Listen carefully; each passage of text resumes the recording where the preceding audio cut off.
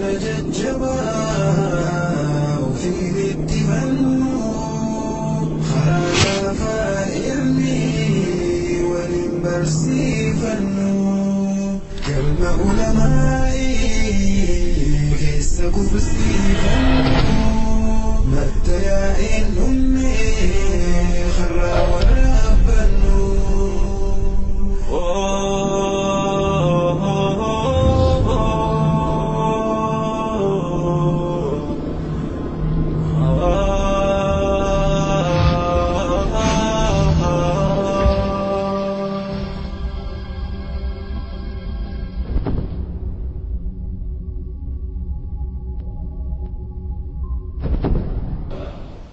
My name is Renilda and I'm a Christian.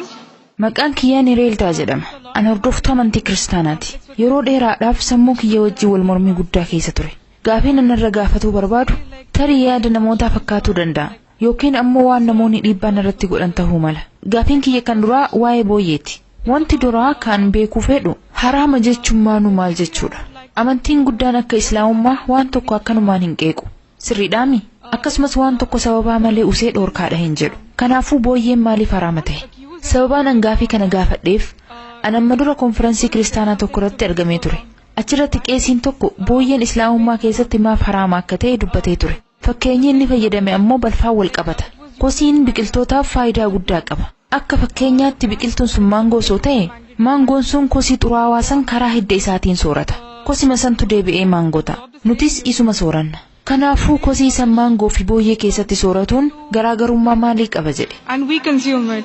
So how is it different from consuming it in pork and the mango? Sister asked the question that what is the meaning of haram? Obboleettiin haram jechuun maal jechuudha jettee gaafatte. Akkasumas booyyeen Islaamummaa keessatti maaliif haram ta'e jette. Dabalataan fakkeenya qeesiin kiristaanaa tokko kenne fayyadamte. Sunis kosiin balfa garaagaraatiin waan guutameef biqiltuun tokko kosii saniin guddatee maangoo soorataaf tolu ta'e nuti ammoo maangoo san sooranna. Balfa booyyeetis yoo sooranne akkasuma. Qeesichi fakkeenya kanaan booyyeen tarii garii keenyaaf gaarii tahaa isaaniif ammoo hamaa ta'uu danda'a jechuu barbaade. Kanaafuu Islaamummaa keessatti haraami garuu kiristaanummaa keessatti ni hayyamamaa jechuu isaati. So in Islam it's haram but Christianity it's allowed. Sister, first I will tell you the meaning of haram. Obbolii jalqaba hiikaa jecha haram juusitti himuu fedha. Haram jechaan waan dhoorkame jechuudha. Islaamummaa keessatti haram jechuun waan hin hayyamamne kan dhoorkaate jechuudha. Amma fakkeenya qeesiin kee fayyadame san eegasiif deebisee booda gara sababaa dhugaa kan booyyeen maaf haraama ta'ee deebi'a. Dubbiin qeesichaa kosiin baay'ee xurii fi balfa garaagaraatiin guutamaadha. Kosiin sun biqiltuu saniif faayidaa guddaa qaba. Wayita biqiltuun sun guddatus maangoo nuuf kennee sooranna. Kanaafuu tarii musliimotaaf haraama ta'uu danda'a garuu warra kiristaanaatiif gaariidha jechuu barbaade. Kosiin ilma namaatiif hamaa ta'e biqiltootaaf ammoo gaarii ta'uu danda'a. Sababni isaa ilmi namaatiif biqiltoonni wantoota garagaraati waan wal fakkaataan qaban. Haa ta'u malee ilmi namaa Islaamummaa fi kiristaanummaa keessa jiru hundi wal fakkaataadha. Nuti amantii garagaraa hordofuu dandeenya. Sanis ta'u akka waliigalaatti wanti ilma namaa tokkoof gaarii ta'e nama birootiif gaaruma ta'a. Yoo namni sun rakkina addaa qabaate malee. Fakkeenyaaf nama dhukkuba sukkaaraa qabuuf sukkaarri gaarii ta'uu dhabuu mala. Garuu akka waliigalaatti sukkaarri ilma namaatiif gaariidha. Annisaa namaaf kenna. Nama rakkina wahii qabu yoo ta'e isaaf gaarii ta'uu dhabuutu mala. Haa ta'u malee ilma namaa hunda yeroo laallu wanti nama tokkoof hamaa ta'e nama birootiifis hamaadha. Kanaafuu fakkeenya kosiin gosa tokkoof gaariidha kan biraatiif ammoo hamaadha juu fayyadamuu hin dandeessu. Wanti nuti godhuu qabnu gara qajeelfamaa deemudha. Qajeelfamni maal nu hima? Qajeelfamni kun maal nu hima kan juu qorachuu qabna. Qajeelfamni kiristaanotaa macaafa. Qajeelfamni Islaamummaa ammoo Quraana. Quraana keessatti bakka afuritti booyyeen haraama ta'uu isaa arganna. Rabbiin subhaanahu wa ta'aalaa suuratul baqaraa suuraa 2ffaa aaya 173 irratti, suuratul maayidaa suuraa 5ffaa aaya 3 irratti, suuratul an'aam suuraa 6ffaa aaya 145 irratti, akkasumas suuratul nahl suuraa 16ffaa aaya 115 irratti Hurrimat alaykumul maytatu waddamu walaamun kinziir wamaa uhilla li ghayrillaahi bi. Baktiin dhiigni foon booyyee wanti maqaa rabbiitiin ala maqaan biroo isarratti ol fuudhame isinirratti haram godhamee jira jedha.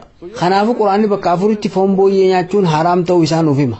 Eating the flesh of pig, pork is prohibited. Similarly, if you read the Bible, haaluma wal fakkaatuun macaafaas wayita dubbistu macaafni bakka sadii irratti foon booyyee dhorkamaa ta'uu isaa ibsee jira.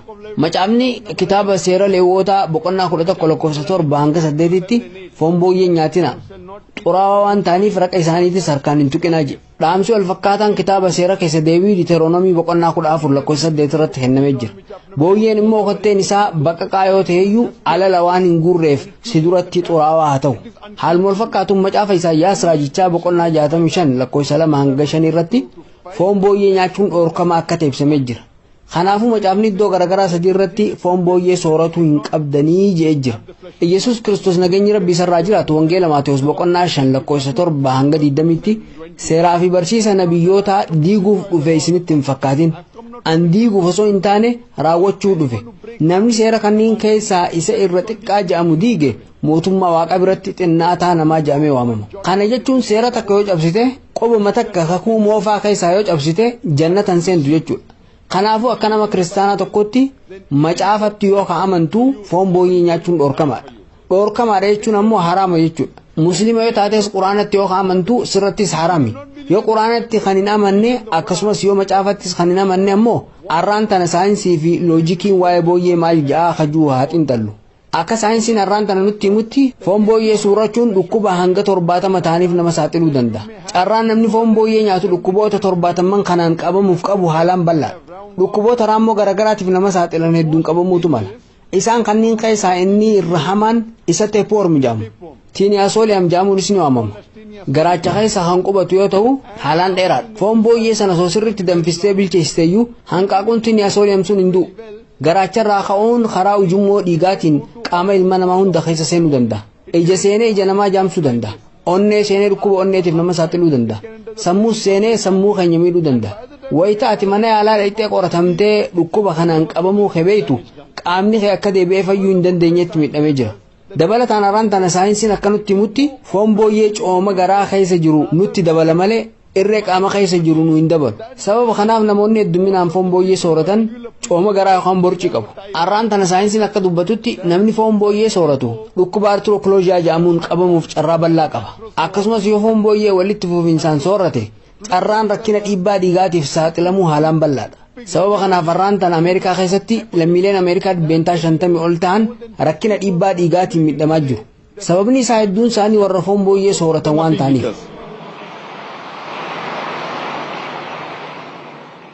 Yeroo ammaa tana akka saayinsiin nutti himutti bineensota dachii tanarra jiran keessaa xuraawaan irraa boodaa booyyee bakka xuriin jiru booyyees numa argita.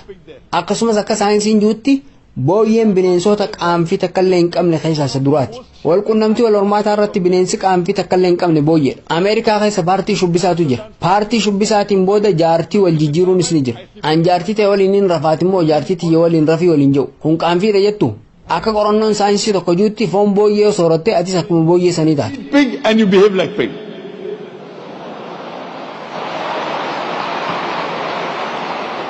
Kun deebisaa siif taajee yaada obbali. Eeyyeen sirritti. Gaafiin itti aansee gaafadhu waa'ee parasaadii fi chenamiraatii bakka sagadaatti kennamuu wal qabata. Inni kun isa warra musliimaa irraa garaagarummaa maal qaba? Warri musliimaa wayita hajji irraa deebi'an timiraa fi bishaan zamzamaa qabatanii deebi'an. Kanaafuu musliimoonni parasaadii fi chenamiraat fudhatuu maaliif dhiisan? So why is it like Muslims have to stop themselves from having the prasad or taking the charnamrit? How is it different? Sister asked a very good question. She is saying that when Hindus go to temples... Obboleettiin gaafii gaarii gaafatte. Warri Hinduu wayita gara mana sagada isaanii dhaqan prasaad kennu. Musliimoonnis wayita hajjiif deeman ammoo timira kennu. Garaagarummaan isaanii maalii jaa gaaffiin isii? Garaagarummaan isaa prasaad jechuun soorata gooftaa jaamaatti kennama. Akka amantii Hinduuzimitti warri Hinduudhaa gara mana sagada isaanii dhaqanii soorata waaqa isaaniif kennan. Rabbi Quraana keessatti suuratul An'aam suuraa 6 ayaa 14 irratti Rabbi nama hunda nyaachisa malee kan nyaatu hin taane jedha. Nuti ilmaan namaa akkamitti Rabbiif soorata kennina?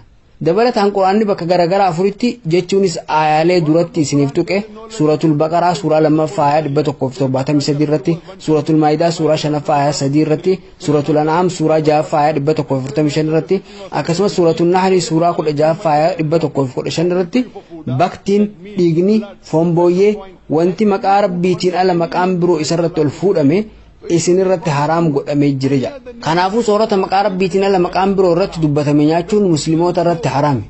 musliimoonni wayita gara hajji yookaan umraa dhaqanii timira sadaqatan kun kan rabbiif kennamu hin jaan akkuma beekamu timirri muduraa Saudi Arabiyaa keessaa isa ijoodha kanaafuu wayita gara Saudii dhaynu timirri akka kennaatti nuuf kennama namni timirri kun rabbiif kenname jechaa kennu hin jiru timirri albuudoota hedduu of keessaa qaba dabalataanis fayyaa ilma namaatiif gaarii akkuma karameellaa siif kennanitti timirallee akka kennaatti siif kennan wayita indiyaarraa gara biyya biraa deemtu wantoota mi'aawaa namaaf kennita timirrinis muduraa haalaan mi'aawaa keessaa isa tokko akkasumas soorata Saudi Arabiyaa keessaa isa ijoodha rabbiin waliin hidhata tokkos hin qabu wayita kennamus waan kana rabbiif kenname jechaa namni kennu hin jiru warri hinduu timira waaqa isaaniitiif kennanii kumpiraasaa dhiyoo ja'an timira san sooratuun haraama ta'a kanaafuu namni tokko timira tokko irratti maqaa rabbiitiin ala jiru yoo dhahe timirri sun haraama ta'a kun garaagarummaa muslimaa fi hinduu jidduu jiru nuti musliimoonni rabbi sooratatti hajama dubbii jettutti dhaman nutu sooratatti hajama deebisaasiif kenna jeetii yaada obbali eeyyeen galatoo